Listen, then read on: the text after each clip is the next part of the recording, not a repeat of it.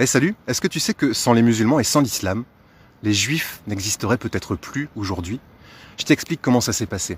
Au 7e siècle, tous les juifs qui habitaient dans le bassin méditerranéen étaient relégués à des catégories de citoyens de seconde ou troisième ou quatrième zone, voire convertis de force, convertis de force au christianisme, parce que le christianisme, il n'est pas arrivé tout gentil un peu partout, Non, il y a eu aussi beaucoup de conversions de force.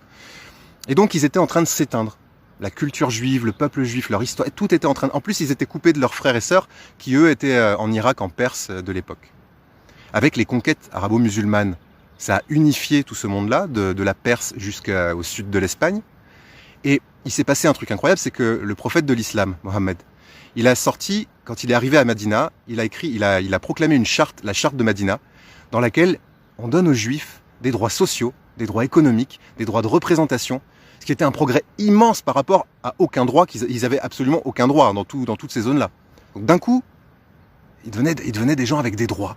Et ça, on le sait parce que toute la culture juive a pu refleurir à partir du 7e siècle, du 8e siècle, donnant naissance à de nombreux écrivains, de nombreux savants, etc. etc. En Espagne, à l'époque, c'est là qu'il y avait quasiment tous les juifs d'Europe, puisque les juifs se faisaient chasser d'absolument tous les pays. Ils avaient déjà été chassés 3 fois de France, ils avaient été chassés d'Angleterre, ils avaient été chassés d'Italie, et donc ils se retrouvaient en Espagne sous le règne musulman, sous l'Espagne musulmane. Et en Espagne musulmane, on leur donnait un statut, on leur donnait des droits, naninana. Alors tu vas me dire, oui, mais c'est quand même un petit peu moins de droits que les... Oui, c'est peut-être un peu moins de droits que les autres. Sauf que les autres, eux, ils n'hésitaient pas à faire ce qu'on allait faire plus tard avec les natifs américains, c'est-à-dire kidnapper leurs enfants pour les convertir de force. Sous régime musulman, ça n'arrivait pas. Ils ont enfin pu se sentir en paix. D'ailleurs, en 1492, oui, la découverte de l'Amérique, mais pas seulement. C'était aussi la reconquête, la reconquista, l'Inquisition, etc., etc. Où sont partis tous les juifs? Parce qu'ils ont bien dû partir. Ils sont partis dans les pays du Maghreb, dans les pays arabo-musulmans. Et ils y ont établi des communautés fleurissantes, riches intellectuellement, riches socialement, etc., etc.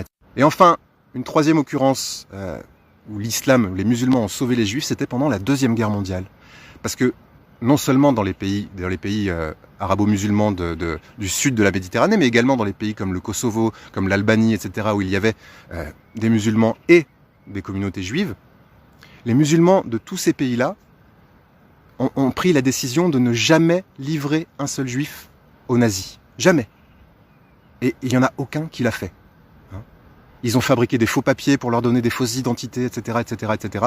Et on estime qu'il y a à peu près 200 000 juifs qui ont été sauvés par les musulmans à cette époque-là.